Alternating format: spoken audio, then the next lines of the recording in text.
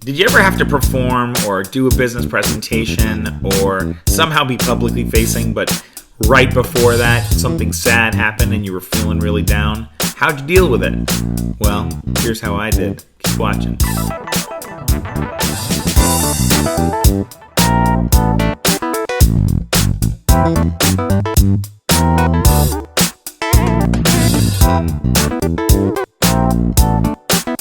Yesterday was a dreary day in New York City. It was rainy all day. People were walking around with umbrellas and things to cover their heads that were not meant to be head coverage devices. People were sad. It was a downer. And it got me thinking about a time that I had to perform, having just had something sad happen. These things happen and we have to bring that sadness with us. So what do we do about it?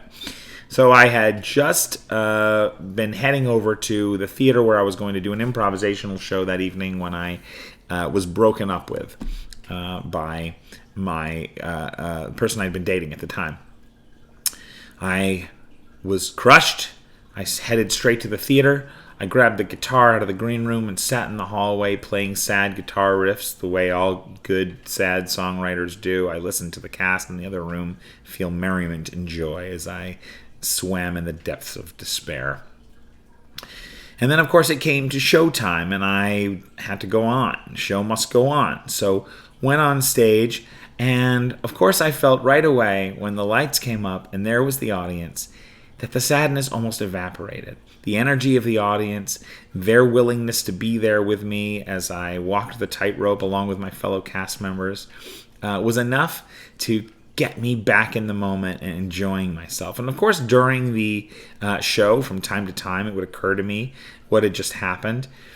And my training as an improviser had taught me that I had to be present. I had to accept where I actually was and how I was feeling. So I didn't try to push it away. I let it inform my choices in that moment, and it did what it needed to do, and then it would disappear, and I would be back in the present moment feeling good. And the evidence that this works, of course, was the fact, standing ovation at the end of the show, which I do believe in part was due to the fact that I was able to not push away my sadness and try to sort of be fake and divorce myself from what I was actually feeling, but rather simply to exist as I truly was and work alongside my fellow cast members who were adept enough improvisers that they were able to support me through that and to be present themselves.